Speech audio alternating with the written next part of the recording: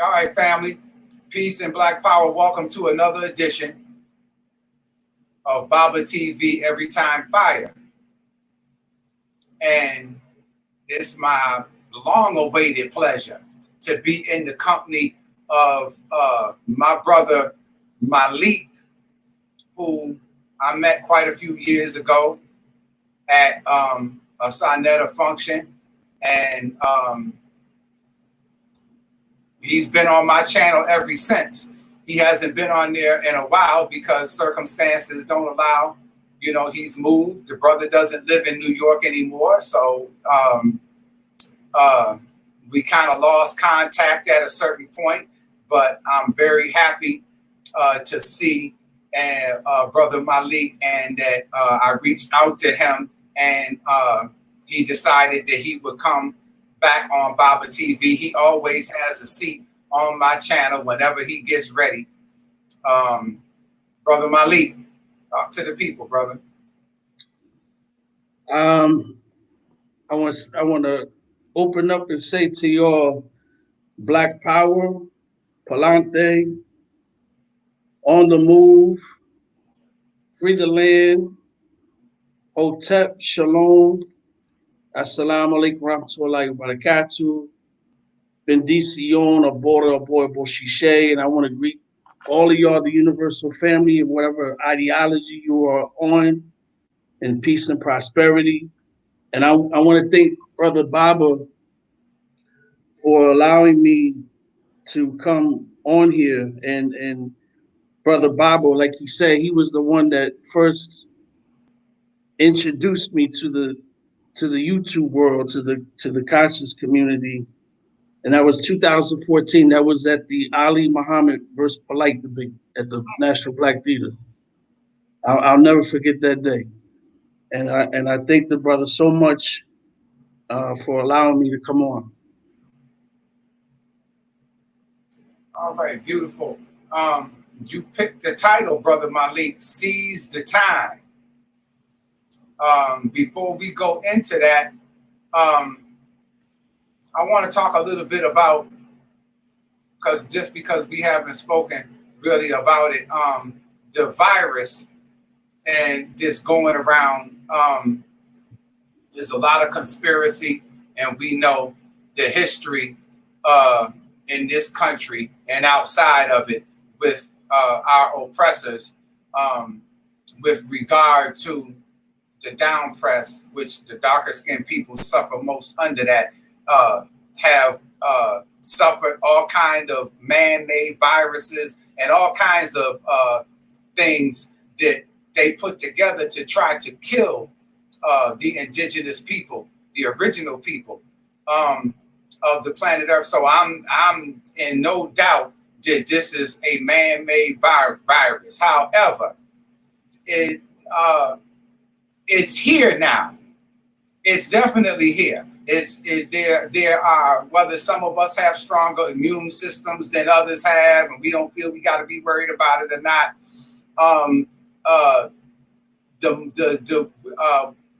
Do you feel that the waters may be getting muddy because we take the conspiracy now to such a level so we don't even want to put on a mask and be respectful of other people, because we know when you don't have a mask, your spittle is going in the air, all kind of germs. So whether it's preventing the spread of whether it's preventing certain individuals from getting the disease, it certainly can dumb down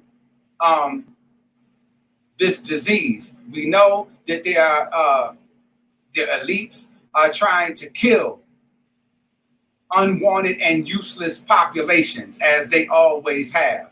So we have to do what we have to do. I want to live. You want to live. And praying about it and meditating about it is without action. And doing something about it is not going to entirely get the job done. So how important is it for us in this time, Malik, to think at least balanced? Because we know it's conspiracies, at least balanced enough to say, well, you know what? We got to do what we got to do. However it got here is here. Mm-hmm. Yeah, I think that balancing the information that we're being given by health the health administration, things of that sort, to um, people we listen to perhaps on Facebook or other places. I think you have to balance it out and research it. I mean, the best thing I think to do is just wear the mask. I think that unfortunately, I think it's kind of sad that people have to be told to wash their hands. That's like a given. Wash your hands. You know what they call universal precautions. Just being clean, your house being clean, stuff like that. Um,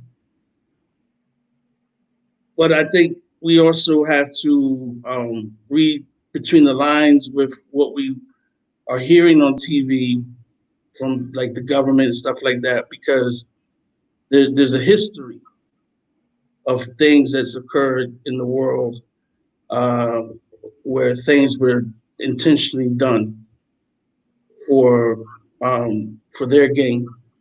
Um, and then we also have to be cautious of listening to certain people who are not qualified to talk on the subject.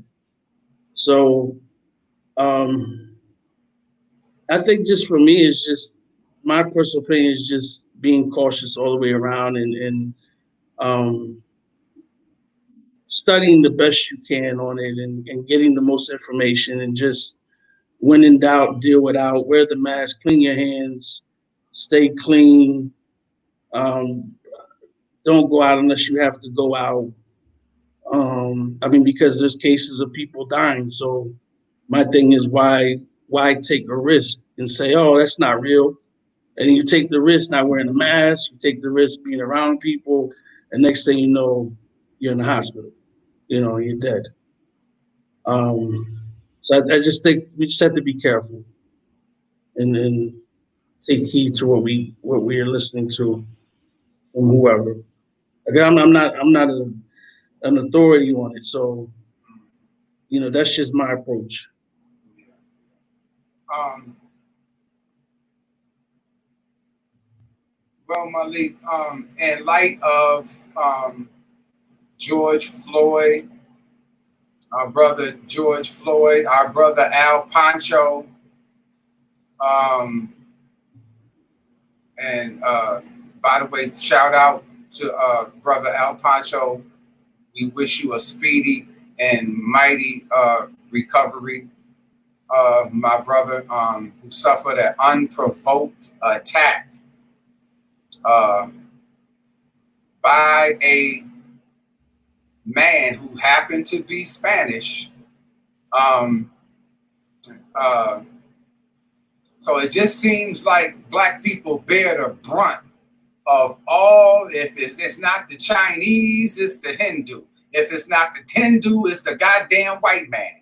If it's not the white man, it's some of our Mexican or white Mexican or who've been infected with that white supremacy disease. And Brother Malik, I'm glad that you are on here. Just go ahead on and take the floor. I just wanted to add those things because Seize the Time, I think, is a very good title. I don't know entirely which way you're going with it, but I know that our brother Malik is not a beginner at this. He's not one of these individuals that just dropped out of the sky. He's out of the streets of the Bronx, New York, was in the Zulu Nation for over 20 years. Nation of Gods and Earths did security for Dr. Khalid Muhammad. So this is Brother Malik is not one of these fly by night type of dudes. He's our brother, and I trust that he will get the business straight and teach our people. Go ahead, Brother Malik. Teach. I want to thank you for that introduction, brother. So I want to begin by quoting Dr. Khalid Abdul Muhammad. Dr. Khalid Abdul Muhammad is quoted as saying, which I'm sure we've all heard before. Dr. Khalid Abdul Muhammad is quoted as saying, have you forgotten that once we were brought here, we were robbed of our name, we were robbed of our language, we lost our religion, our culture, our gods, and many of us, by the way we act, we even lost our minds. Now, somebody may be saying, and this is factual, you may be saying, why is this so-called Latino quoting the words of Dr. Khalid Abdul Muhammad, who is a so-called African American? Now you hear me say so-called African American, you hear me saying so-called Latino. I'm going to get into that. But you may be saying, well, why is he quoting that? When that was directed towards Africans that came to North America. The reason I'm quoting that is because Bible made mention of it, and he said that our Spanish brothers, Spanish people, are caught up in white supremacy. They're emulating white supremacy. Well, that's exactly why, because when you look at that quotation, reading that quotation,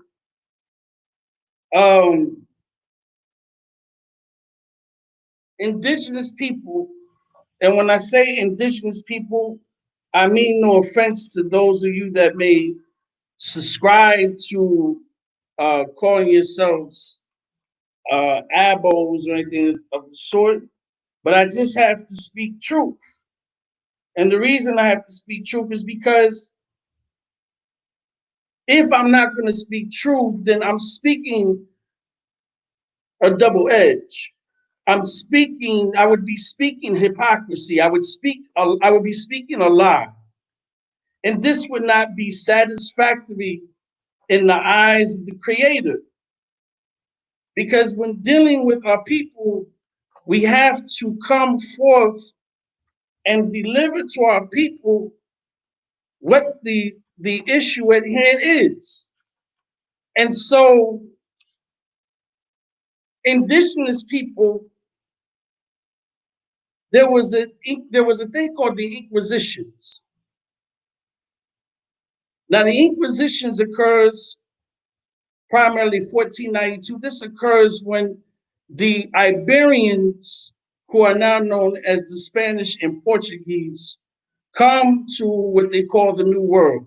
Columbus comes and he supposedly discovers a land that was already inhabited by individuals known as the Taínos, who lived in what we call present day the Dominican Republic, who live in what we call the present day Haiti. These indigenous people that lived there and the other indigenous people that live throughout not just present day Dominican Republic and Haiti, but those that lived in South America, in Central America, and throughout the Caribbean, where the Inquisition takes place,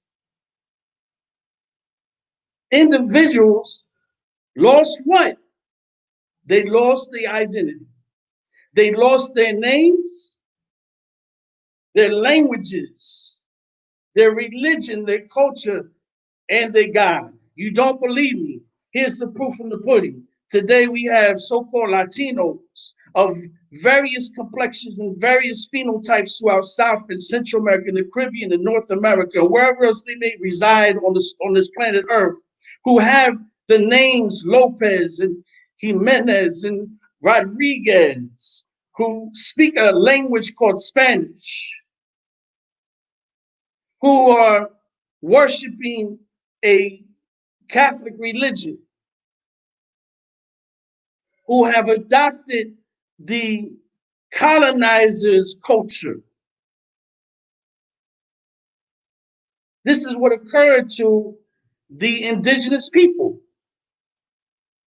Though they were not brought here, as Dr. Khalid states, brought here is denoting the Africans that came to the New World. In particular, he's directing towards those of North America, but he's also extending that to the Africans that came to South and Central America and the Caribbean as well. Don't think that for 1 minute that someone is such as Dr. Khalid was a limited man who had a limited outlook on social issues. He did not. So the Inquisition occurs, and I'm fast forwarding. Okay, there's a lot of things I'm leaving out, but I'm giving you the picture of this Inquisition of people being raped and murdered and killed and robbed, who are being forced against their will to do whatever type of heinous act was done to them. And now we have the African Holocaust. Africans brought to South and Central America into the Caribbean prior to North America. And different colonizers, such as the Portuguese, who may have resided and took and colonized Brazil, to the English that colonized Guyana, to the English that colonized Trinidad, Tobago, Jamaica, the Bahamas, the Virgin Islands, St. Croix, all these different islands, to the Spanish that occupies the majority of South America and Central America and the Caribbean. It was identical what was done. But many people don't want to talk about it.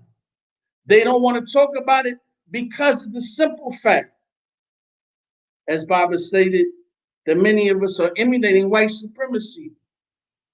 I was listening to Dr. Khalid speak earlier, and he was addressing a crowd of primarily Jewish people. And he talked about the injustices that occurred to Black people. And then he began to talk about the injustices that occurred to so-called Native Americans and the injustices that occurred to the so-called Latinos. So let's talk about colonization. It is a noun. It is the action or process of settling among and establishing control over the indigenous people of an area. So can we not agree that Europeans came and colonized in South and Central America and the Caribbean? Can we not agree? Many people will use this pathetic excuse and say, well, Africans don't care about me over here because why haven't the Africans left Africa to save the Africans that came to the New World? Because, genius, the Africans were being colonized by Europeans as those Africans were being taken to the New World. And not only that, but how were the Africans to know where those Africans were being taken? Africans were not just taken to one place when they came to the New World. You may have came to Cuba and then ended up in Virginia. And another member ended up in Honduras. And another member ended up in Costa Rica. And another ended up in Suriname, in Puerto Rico, and Dominican Republic, in the Virgin Islands. So how was those Africans supposed to come and rescue Africans that were enslaved? But we don't stop to think about that because we don't take time to study our history. Imperialize is a verb, past tense, imperialize. Past participle, imperialized, subject to imperial rule or influence, people of an imperialized culture. You speak English, so-called African Americans. So-called Latinos speak Spanish and Portuguese. To our brothers and sisters from Haiti, they speak French and Creole. That is not our language. This is due to imperialization and colonization. Feudalism existed prior to capitalism. Feudalism was in about the 13th century. It is a noun, the dominant social system in medieval Europe in which the nobility held lands for the crown in exchange for military service, and vessels were in turn tenants of the nobles, while the peasants, the villeins, or the serfs were obliged to live on their lands or lord's land to give homage, labor, and share of the produce, notionally in exchange for military protection. Well, after we have the feudalism, which feudalism somewhat still exists to a degree in this world, in comes what's called capitalism. Capitalism, an economic and political system in which a country's trade and industry are controlled by private owners for profit rather than by the state. Let's take this bit by bit and piece by piece. An economic and political system. Stop. That's all capitalism is. So, therefore, it being an economic and political system, the foundation of capitalism is economic classism. That is the first component of capitalism. Race and sex are later a part of capitalism, and those are the other two components of capitalism. And from the three components of capitalism, you get the devices of capitalism: the present industrial complex system, media, the healthcare system, the educational system, Planned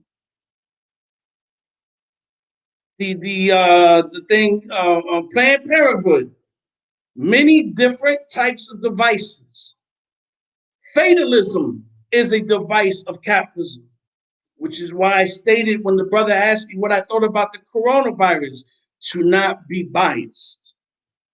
Why? Because those in control can use a thing called propaganda. And by using a thing called propaganda, they can then create a thing called fatalism to scare the masses. Sort of like when you have a religion that tells you that if you don't believe in ABC, you're going to burn in hell. Well, if you don't tell the people that they're going to burn in hell based off of believing ABC, then that religion and those religious leaders are not going to get what? Money. So they have to tell the people that there's a hellfire. Why? Because that then instills fear into them. And by instilling fear into them, you now have what? Membership. And by having membership, you then have what? Money. So capitalism is what it is, an economic and political system. Capitalism comes around the 15th to 17th century. It's still here. The country's trade and industry are controlled by private owners for profit rather than by the state.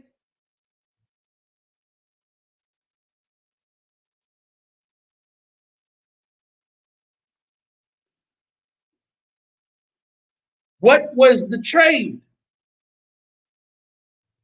during the 15th to 17th century? The trade was slaves. The trade was Africans. The trade was indigenous people. Prior to that, even though that word capitalism wasn't created during the Inquisitions, it still was there. Sort of like saying that you have a word called socialism and you have a word called communism. And though two people in particular called it that, that does not mean that socialism and communism did not already exist.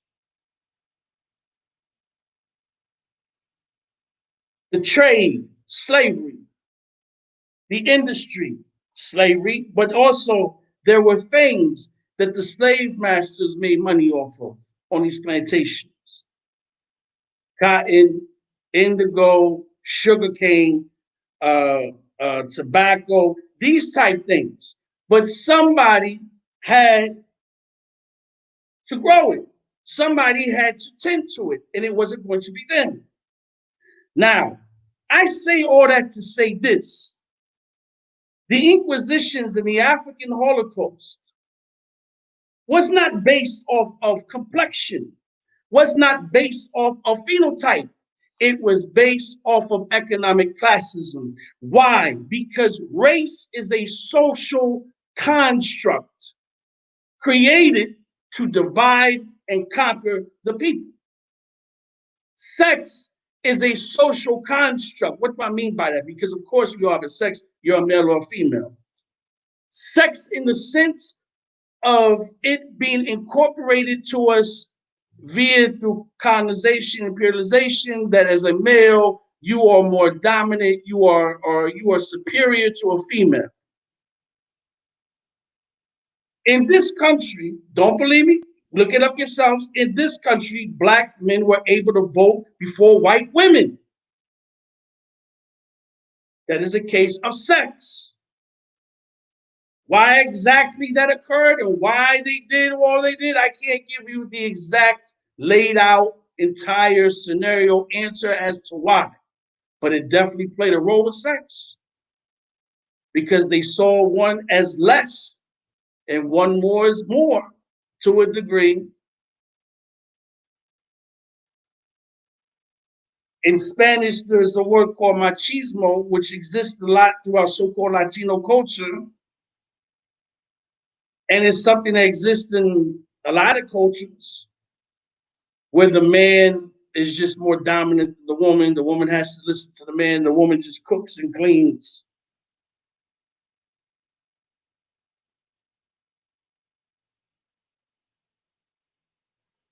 And so,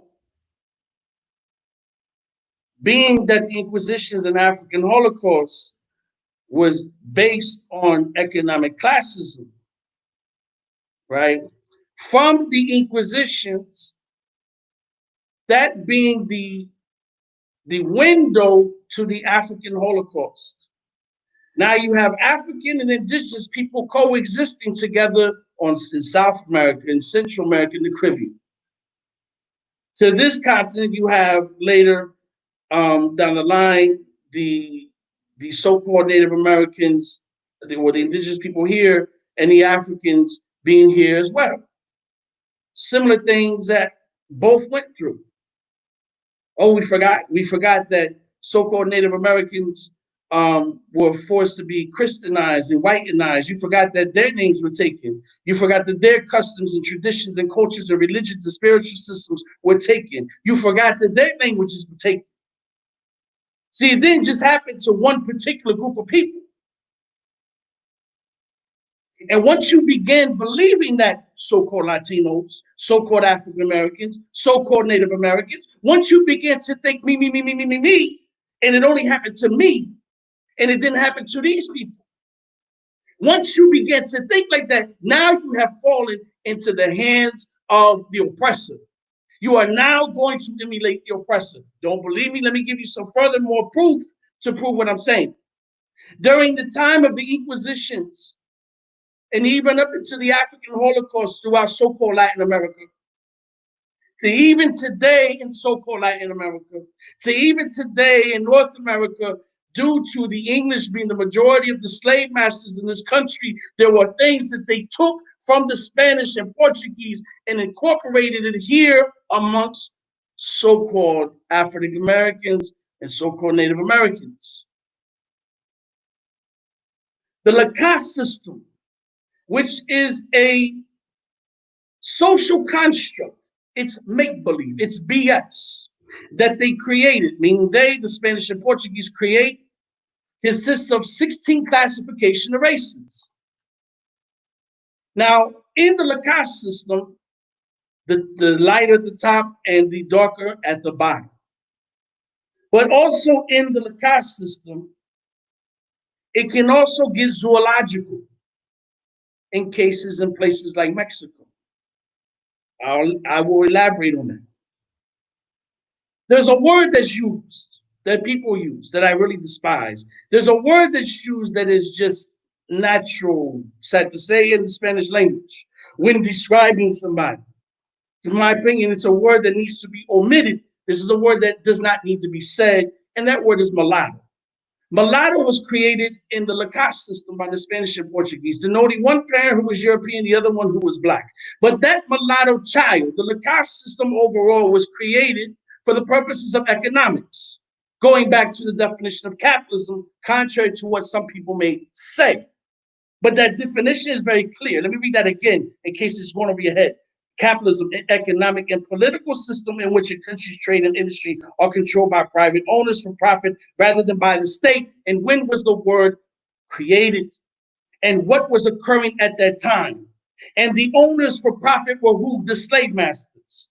So the slave masters got the money rather than the state. Sort of like Chase Bank was a slave master, Wall Street was a slave master, Bank of America was a slave master to individuals who were just independent, doing their own thing, and they didn't create big companies later on, Fortune 500 companies, but they kept it within their own households.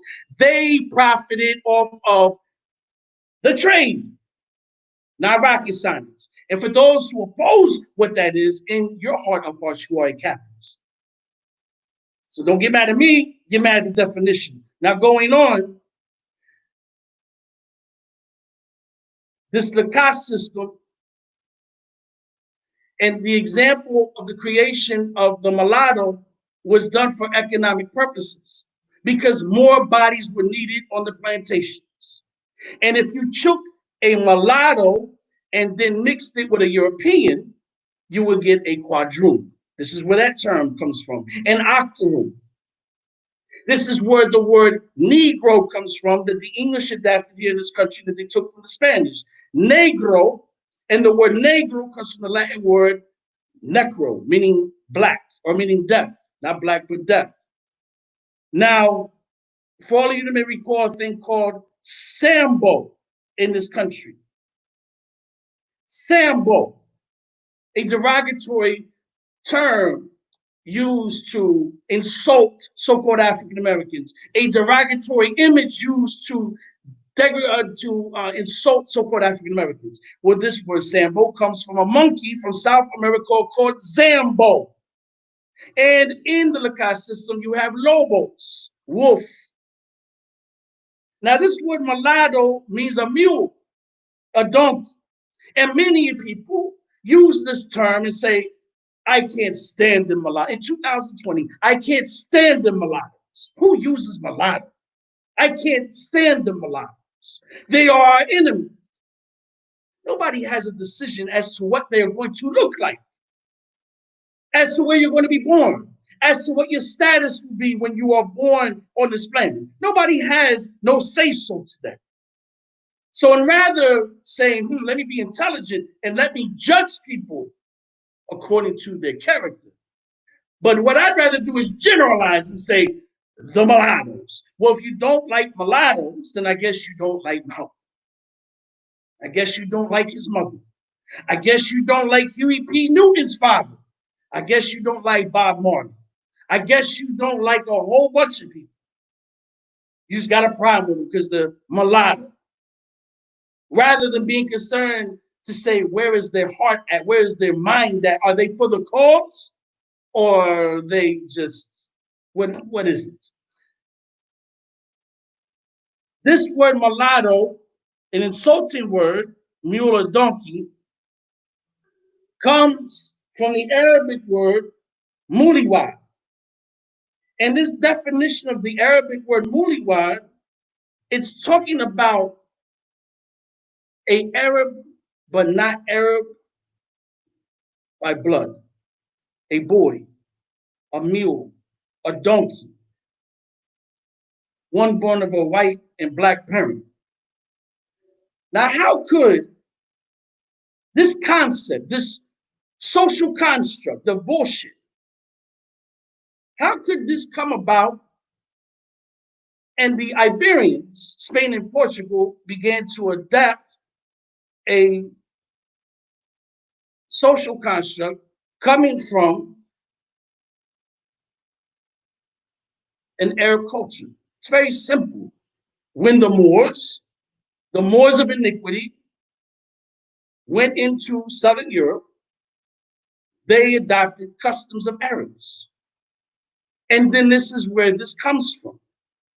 You don't believe me? Perhaps you should look into Spain and see the masjids in Spain. Perhaps you forgot that Muslims ruled for a long time. Perhaps you didn't know that certain so-called Latinos have the name Umar, the Arabic word for Omar, have the last name Toledo, have the last name Medina. And some, as I found out, a lot of Cubans have the name Abdul, because there is an influence of Northern Africans. There is an influence of the Moors of iniquity that went into that culture. That is why. And so this social construct comes about, and so-called Latinos, we are nothing more than a science experiment. We are a science experiment a mixture of African, indigenous, and European, and in some cases Asian, in some cases Arab, in some cases Jewish. There are different combinations here. It could be a whole bunch altogether. It could be three, it could be two. So there's a multiple of things going on here. And it was a social construct. It was a science experiment to create some people for the basis of economics. What do you get when you mix this person with this person? Okay, now they got a child. Now the child has to be a slave. Now we're going to take that child that was mixed with this, and we're going to mix them with this, and then they're going to produce a child that's now mixed with this and this and this, and now that child's going to be a slave. The same way when you look at plantations. Why do you think slave masters were raping black women? You think because they did because they loved them? No. They did it for the purposes of economics, to produce more children. That mulatto child that may have lived a little better and dressed a little better and ate a little better and slept a little better, but was still a nigger in the eyes of the oppressor and would not care if he had to kill that child or not. And that oppressor who had to then teach that child that he is superior to someone else based on their phenotype and complexion who is darker, and say they are inferior. This is all this is, people. It's not rocket science. It's not. It's very simple. It is a social construct that many of us have fell for the okie doke. And we begin to think that there's this difference. If you came to my house and ate my woman's food, if you ate Cuban food, sometimes you won't know if you eat African food. You come here next to my office, who do you see? Ogun, Eshu, Ochosi, Orumila. You see Orisha. You see Jesus. You see Orisha. That's what you see. What about my wrist? You see the Ade, the Mana de la Rula of Orula, and my father Oduduwa. What do you see by my neck? The Aleki of Orula. If there was no Africans enslaved, then what we know today as so-called Latinos would not exist, in particular those of Cuban and Puerto Rican and Dominican ancestry. We would not exist. There would be no present day what you know as a Haitian if no Africans came to Haiti or to Jamaica or to any of the other islands or to Guyana or Trinidad. There would be none. So the problem is that people believe that they are superior based on a few things. It could be based on the class, or it's based on their complexion and phenotype due to something that the oppressor pushed on us.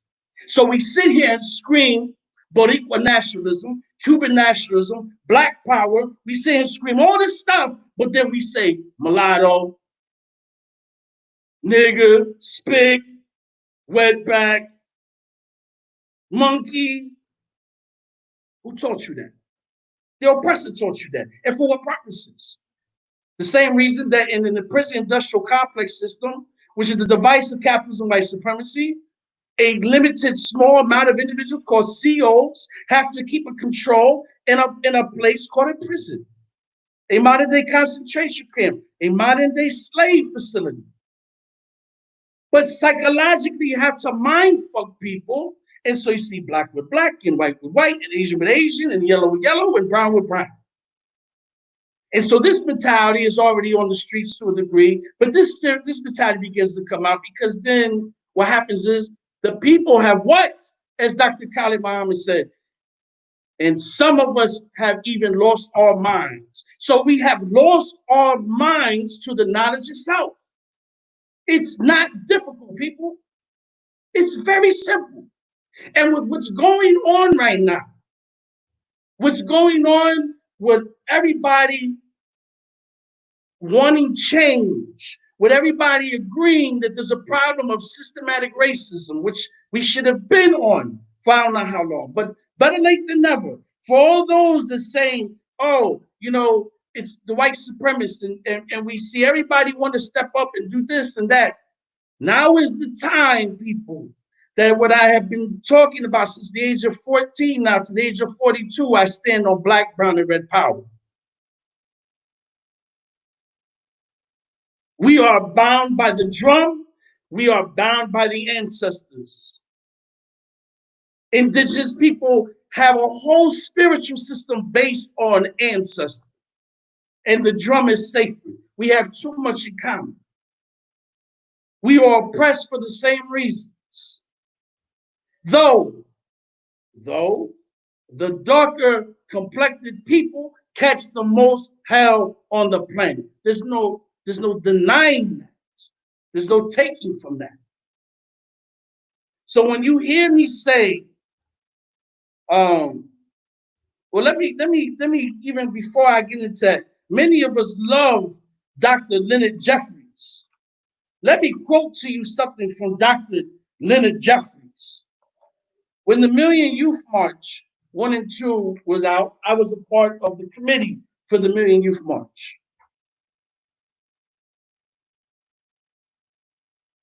In the room, how many could tell me what was not the purpose, but one of the main purpose and goals of the first Million Youth March? I want to wait and look on my phone to see in the room who can even answer that question. And then when I give you that answer, you don't believe me, all you got to do is look it up for yourself. If you don't believe me, all you got to do is know somebody who was around in the times that was in the New Black Panther Party or was a part of something that was connected to them. Nobody knows? Black and Latino empowerment. I didn't make that up. That was one of the directors of Dr. Khalid Abdul Muhammad. Dr. Leonard Jeffries says at the Million Youth March, African Americans and Native Americans need to raise the question of reparations. This land was stolen from our Native American ancestors, and Africans came to be worked for death for these lands.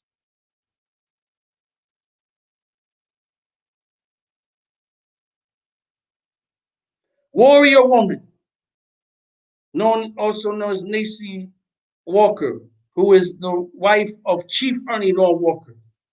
She stated, "We are here in solidarity with my who? My brother, Dr. Khalid Abdul Muhammad." And she's what? So-called Native American. She goes on to say that me and you were brothers and sisters since the beginning of time. We've always been one people. Chief Ernie Law Walker says, "We are the majority." And he goes on to say that when the first African escaped, he was taken in by ancestors. We became true blood brothers. We are one people today. We are no longer separated. We are the land. We are the land makes of this Western Hemisphere, and you are the only people we welcome.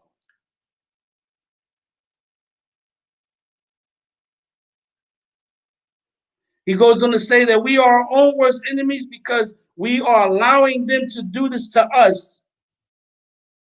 They don't have the power that we do.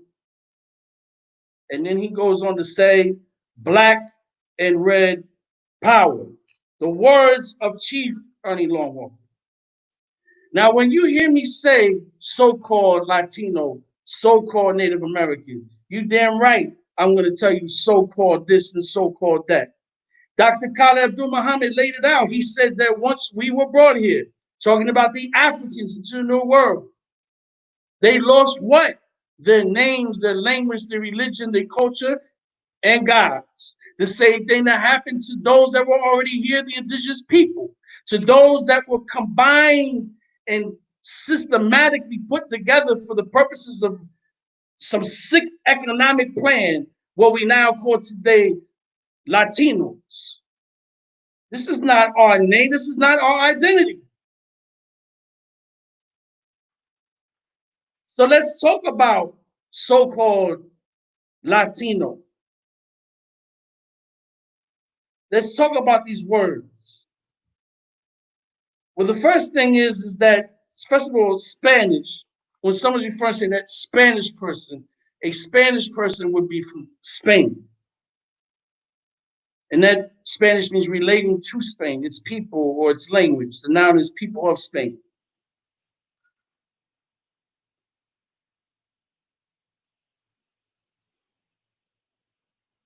Definition of Hispanic. adjective relating to Spain or to Spanish-speaking countries, especially those of Latin America. The noun is Spanish-speaking person living in the U.S., especially one of Latin American descent. That's a big goddamn problem right there. Why is that a problem? Because of the simple fact that this word Hispanic comes from the Spanish word Hispania. And the word Hispania comes from the Latin word Hispanicus. Under the Richard Nixon administration of 1970, due to the U.S. Census Bureau, they decide to say this group is called Hispanic.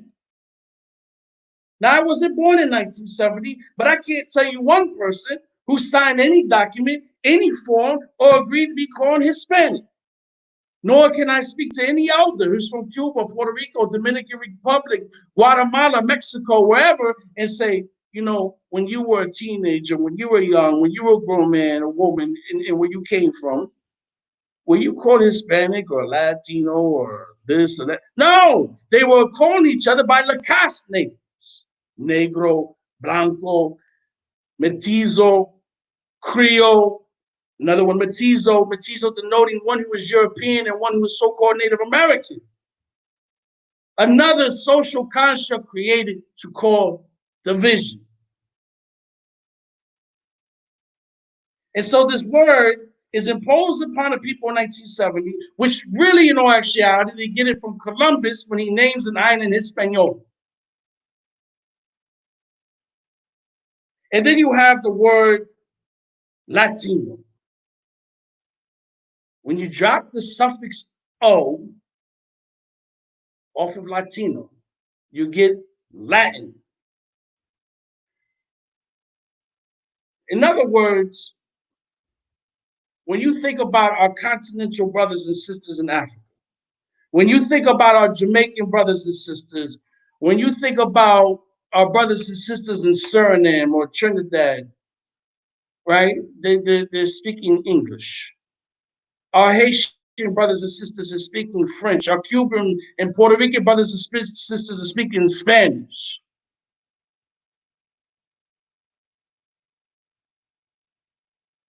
It is denoting a language. Okay. A Latino would be an Italian. A Latino would be a Frenchman, a Spaniard, a Portuguese. That would be a Latino. Latino is used in the 2000 US Census to then define, say, we're Latinos, everybody.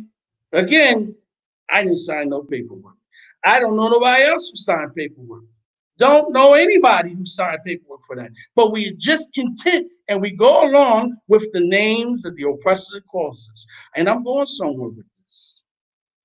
The new one, or let me not get to the new one yet. Let me save that one. Then you have the word Latin American. And I'm quoting from a book called Born in Blood and Fire, A Concise History of Latin America. The idea that Americans has a cultural or racial affinity can be traced back to the 1830s, particularly in the writings of a Frenchman, Chevalier, who postulated that this part of the Americas were inhabited by people of a Latin race, and that it therefore allied itself with Latin Europe in a struggle with, quote unquote, Teutonic Europe, Anglo-Saxon America, and Slavic Europe. The idea was taken up by Latin American intellectuals and political leaders in the mid and late 19th century, who no longer looked to Spain or Portugal as cultural models, but to France. Latin America was coined in France under Napoleon III and played a role in his campaign to imply cultural kinship with France, transform France into a cultural and political leader of the area, and install Maximilian as Emperor of Mexico. So, Latin American comes about in 1830, comes about by French people, comes about because you have these individuals who live in South America, a large continent, and are with the people who speak what? A Latin-based language, who are speaking Spanish and who are speaking Portuguese. And said, hey, let's get an hour. But let's get an ally because of what? It boils down to economics. Because I don't like this group over here. So now I'm going to get you guys, and then you guys can call yourself Latin Americans. We're the European, we're the Latin Europeans. You could be the Latin Americans. And some fools, intellectuals, because they wanted to be down with master, agreed to it.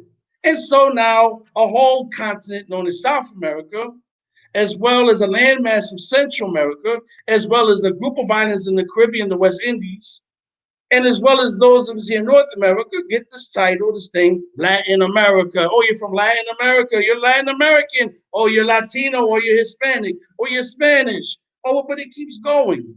It keeps going, people. Latinx, the new one, the one that makes me want to vomit, is a gender neutral neologism, sometimes used instead of Latino or Latina to refer to people of Latin American culture or racial identity in the US. The X suffix replaces the standard O, Latino, or the A, Latina, ending of nouns and adjectives. Typical of grammatical gender in Spanish, its plural is Latinxes. And it was created by who? The LGBTQ community. Didn't get no memo, didn't sign no paperwork. Another group of people who's coming in, sort of like Black Lives Matter, the organization. Yes, of course, Black Lives Matters. Do we need an organization to say that Black Lives Matters? Isn't it quite ironic that an organization such as Black Lives Matters was indeed funded by a white guy and then led now by homosexuals? And now, not only that, but you see such a homosexual undertone within the movement. And not only that, where do they meet up at? Where's the meetings at? They just mysteriously appear on site due to a text or Twitter. They just so happen to be funded by a lot of people. They just so can grab the stage with a lot of individuals who have no interest. And this is a liberal movement. And Brother Malcolm taught us about the liberals, that the liberals are the worst. The liberals are the ones you can't trust. The liberals come in, they're like wolves in sheep clothing. They're coming with an agenda to use a group of people for their purposes, for their needs. And now, hence, you have people running around saying, gay is the new black. This is what happens. This is what happens when we don't question. This is what happens when we're not organized. This is what happens when we're not in organization. This is what happens when we are just not organized, plain and simple. Now, I say all that to say about so-called Latinos. I say all to say I have not forgot about at all so-called African Americans. African American, a noun. Black American, adjective relating to Black Americans. African American appears in an ad in the Pennsylvania Journal on May 15, 1782. It's unknown if they were a slave or freedman. 1831, African American has been documented being used. 1818, Black American. And in 1788, Africo American. So, in case this has just totally gone over anybody's head, I had to say all that. I had to read all that to paint a picture for you to understand of why now is the time to seize the time. People have come in and named this group this name, and named them this name and that name. Well, that's what they did when they came in contact with us. They took our names and our languages and our cultures and our customs and our gods and our whole just culture they took. And those names I read off, so-called African Americans, Africans in America did not call themselves that, name themselves that. It's the same thing with saying colored, Negro, same thing. There's no difference. So I'm trying my best to understand.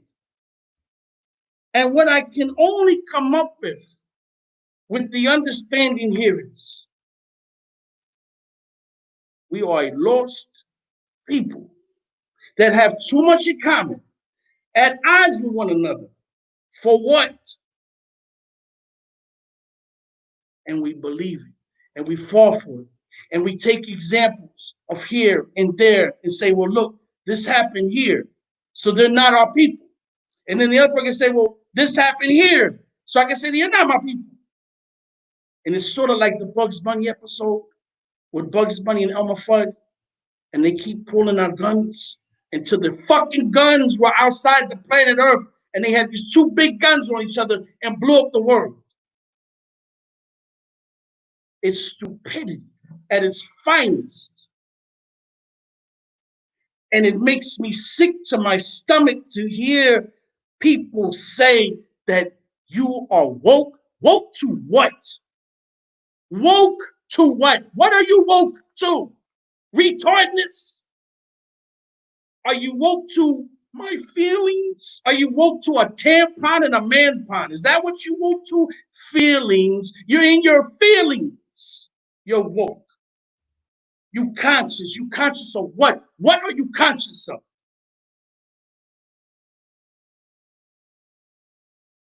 You have knowledge of self. You have knowledge of self of what? On a micro or a macro level. Knowledge of self of what do you have knowledge of self of? Who taught you? A YouTube video does not cut it. A Facebook meme does not cut it. Which is part of the problem today. This does not cut it. And say that I got it down because I watched these videos. I hope we all know that. Revolutionary of what? You're revolutionary of what? Please tell me, what are you revolutionary of what?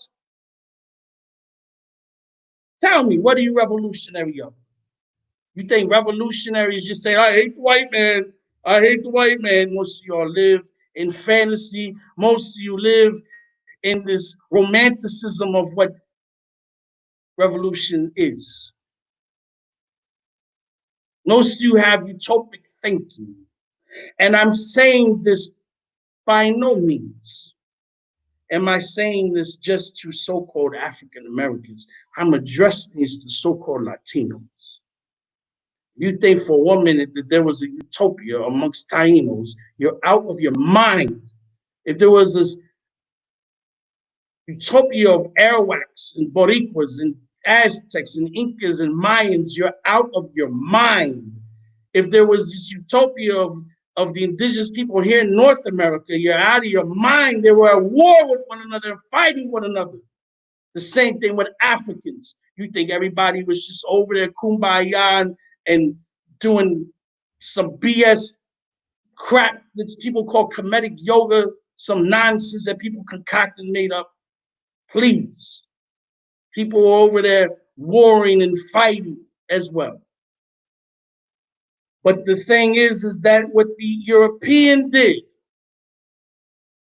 the European that's in power did, was they took slavery to a whole nother level to control us because they know that they are the minority. So we have to be used once against one another. We have to come up with reasons on our heads not to love one another and like one another and deal with one another. And then people say, I don't need them. Every government, every kingdom, every intelligent general had allies. Even when you read about the religion of Islam by Prophet Muhammad, he had allies. Even when you look at the Honorable Minister Louis Farrakhan, he has allies. So even when you look at the time of the most Honorable Elijah Muhammad, he had allies. So Father Allah, he had allies. There was allies all over the place. So I'm trying to understand, how do some of y'all think that you got it down so packed that you don't need allies? That this is just some fantasy BS rhetoric. It's rhetoric, it's BS if you fall for that, if you think that. It's not going to work if there's no application. Is there going to be a complete unity? Absolutely not. It will never happen. But that doesn't mean that there are those of us that cannot unite.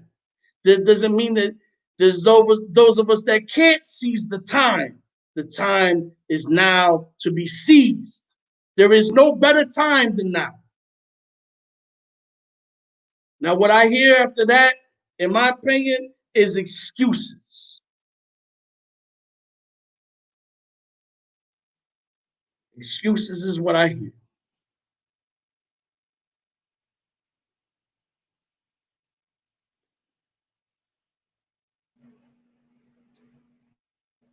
Beautiful, brother Malik. I really don't have anything on. There's really nothing necessary for me to add to that or to say to that. I don't have any questions. I don't have, see, family, this is why I don't, I have a policy. You know, a lot of people say I don't ask a lot of questions. I don't, when you have people on here who I know that can teach,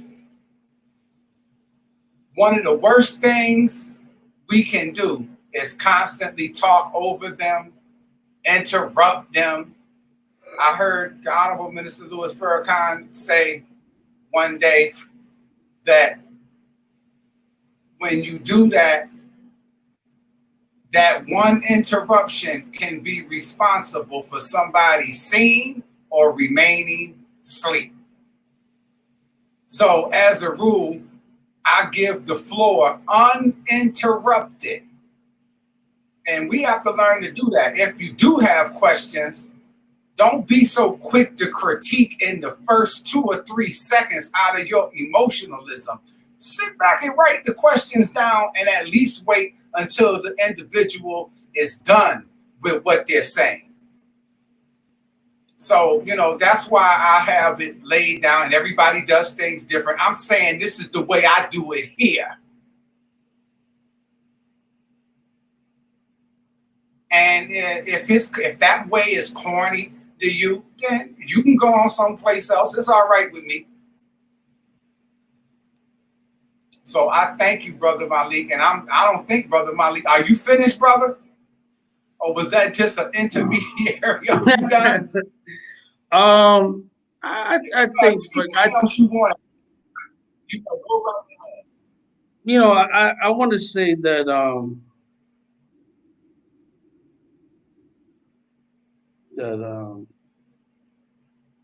I think I'll keep it there. I don't want to, you know, annoy anybody or sound like a broken record. A lot of times I am a broken record because I feel the need that sometimes you have to keep repeating yourself sometimes until people really get it. Um, but I want the viewers to know, this is what I want people to know. Um, with ending this is that um, I can understand on both on everybody's side of having issues with one another. I don't want people to think that I don't get it. You know what I mean? But it's just at the end of the day, you know, people are doing what they're doing just because we're just not in our right frame of mind. We have lost the knowledge of ourselves. And sure, there are those that just gonna hate, like I mean, literally hate and literally be opposed. You know, and I'm speaking right now. I'm not just talking about so-called African Americans, I'm talking about so-called Latinos. I will not deal with you. I will not deal with you. Once you are having an issue with the African, with blackness, I take huge issue with that because you know many people are stuck on colorism, and many people, you know, I've heard it said about me. I've heard it said about you, brother Baba, when it comes to our complexion and make fun of us and stuff like that. And it's like, but you don't know our family. And we came out looking a certain way, you know what I mean? And get over it. But we are not denying our blackness. Um, we're not denying that. Just don't be so quick to judge a book by its cover. And I think that learn about one another, know about one another. Because that's something that I raise right now to so-called Latinos that I'm working with. I'm saying to them, you know, what do you know about the Black community? What you see on TV, like, do you actually interact with the Black community? Would you be in a relationship with a Black man or a Black woman? Would you have a problem with that? You know, these type of things, like, um, it's this isolation thing, this division thing, just um, it just gotta it's always going to be here, brother. I mean, like, for example, you're really big on reggae. And Bob Marley said, until the color of a man's skin is no more significant than the color of a man's eyes, is a war. So how I personally feel is, if we eradicated capitalism, white supremacy, if we eradicated it off the planet, it's still in the hearts and minds of the people. We're talking 500 some odd years of capitalism, white supremacy. It's not going to just leave overnight, because then it's going to be about, oh, the color of your eyes, the shape of your nose, which can even be about with some people today. Something.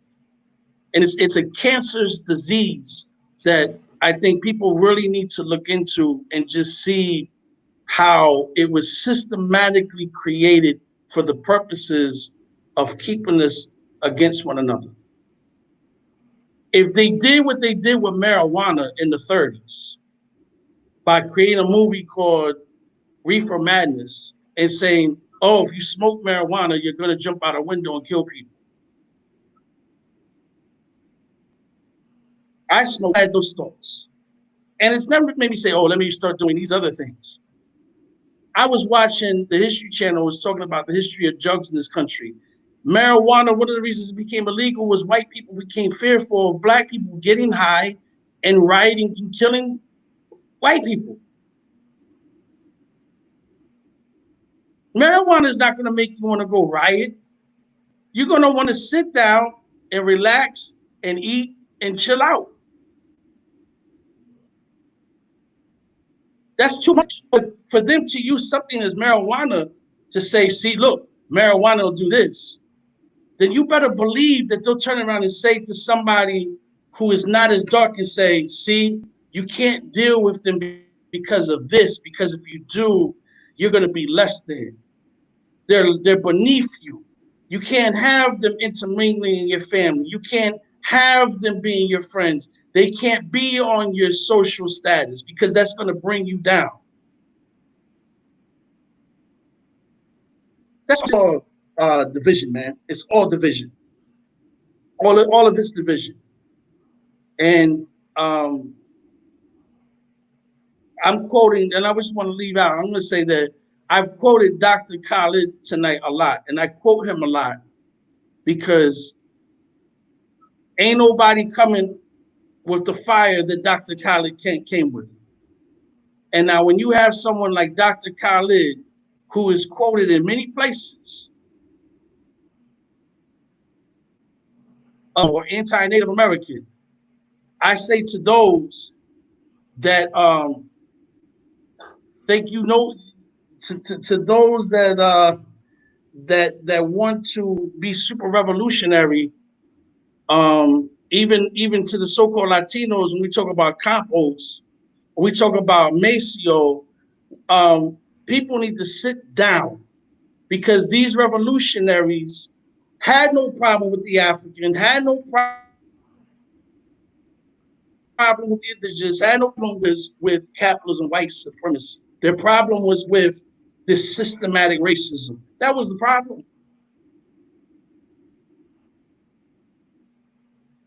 I don't know how else to say it. Malik, say that one more. Go over that one more time, because you stuck, and I want to make sure that gets said. Say that. Say that one more time. What was the last thing you heard? When you were talking about, you didn't say, when the last thing I heard when you were saying fighting against racism, capitalism, and white supremacy. I didn't catch Oh, I what you was said saying that before that when you because you look at stuck. people like Dr. Khalid, I use him a lot. Dr. Khalid had no problems with so-called Latinos or so-called Native Americans.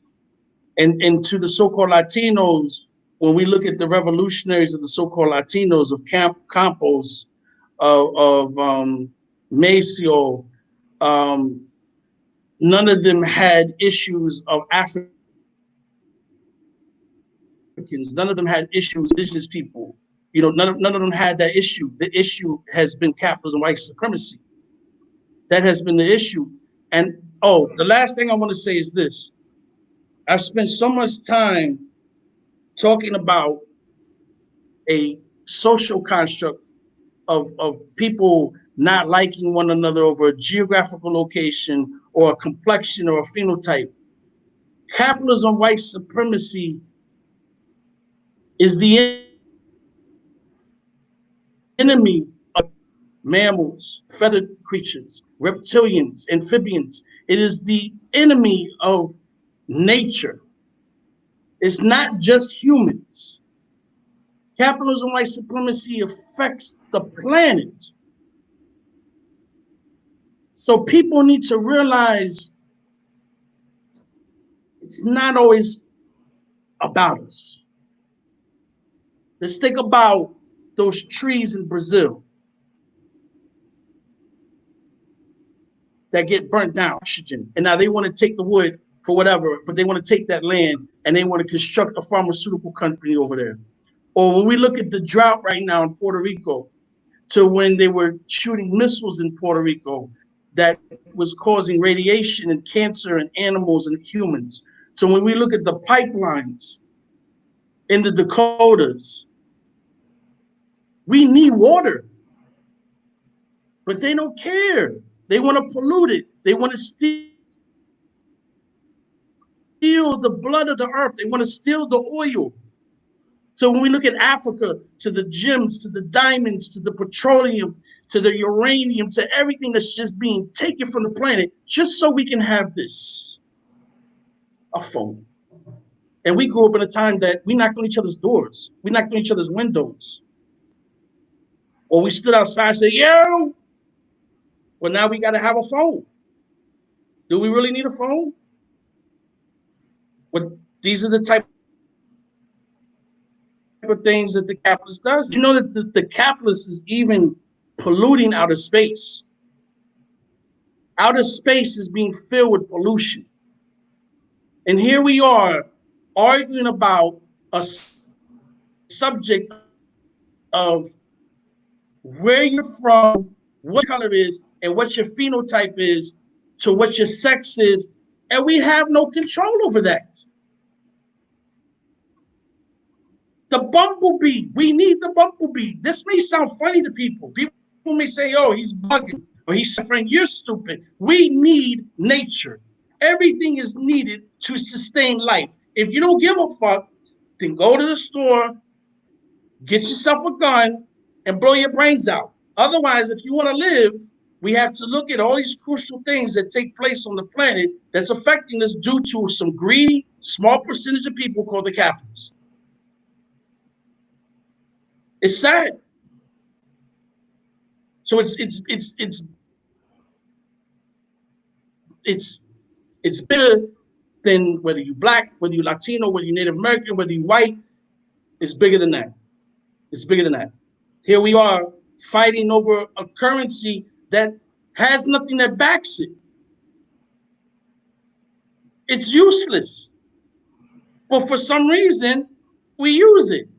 And we think it's worth something, but it's really not worth it. But it may be worth nothing, but the reality is we live in a world that you can't go to the store and say, I'm not using anything due to the Federal Reserve Bank because of lack of gold and silver, and this here dollar is not worth anything. So therefore, you need to give me that item over there. No, we still have to use fucking bullshit that doesn't matter. It's complete insanity that just makes no sense. This is the world we live in, a world that makes no sense to, I don't even get into talking shit about Nuwapians. I'm done with that. You want to know why I'm done with that? Because everybody has the right to believe what they want to believe in. Who the fuck am I? I may feel some type of way. That doesn't mean that you're not a good person. That doesn't mean that you're not my brother or my sister. Meanwhile, I'm arguing with you over some dude that's irrelevant. He's locked up. And meanwhile, if the police ran up on us, they're not going to say, let's see. You're a Nuwapian and you're into Ifa. Rock, paper, scissors. Which one am I going to beat up and arrest today? They're not going to give a fuck. We're both going to get fucked up and harassed and arrested. So we're beefing over ideologies. For what? For what? You believe what you want to believe, man. I'm not going to. I didn't know. Am I going to be with you in the grave? I'm not going to be with you in your grave when you go. That's your business. That's whatever makes you a better person. This intellectual or supposed intellectual gangbanging. I'm not. You know, I'm not. There's too many things to worry about. If I got hit by a car and there's a Nuwapian other right there, what am I going to say? No, leave me alone. Leave me alone. No, man, I want some help, man. Shit, I don't give a fuck what you believe in. We got bigger things to worry about. Yes, sir, brother. Hold on, let me thank this brother for his donation. Brother Malik, thank you so much. I just want to say that all of what he has said, family, he mentioned something a minute ago about, some of our people, question me or question Brother Malik. It's because of everything that he just said is why I don't pay you no attention. I know that you've been trained against the good of your own self by that white man. So no matter what you say to me, I don't pay you no. You've heard me say this before. I don't pay you no mind. And the white folks out there, if you say, well, you just blame us for everything, well, remember, you wanted us to call you massa. So now you got to take the weight, massa. And on that note, I want to thank my brother Malik. Don't let it be too long, brother Malik, for you to come and bring us a semblance of balance and common sense to us and to me and to Baba TV. Thank you so much, brother. Thank you so much. Thank you so much. And one last thing, tune in tonight on my YouTube channel, Into the Crisis at 9 o'clock. I'm going to be interviewing Antonio from the Almighty Latin King Nation. I'm going to be interviewing him tonight on my channel. You hear that, family? Into the Crisis on YouTube. Brother Malik. Yeah, I'm going to be tuning into that, Brother Malik. And I got to come on there soon. Oh, I want you and Sankofa on there, man. Okay. All right. Yes, sir. All right, brother. Thank you so much, brother. I love you. Thank you. Love you too, brother. Peace. Thank you for tuning in, family. I love you. Peace. Yeah.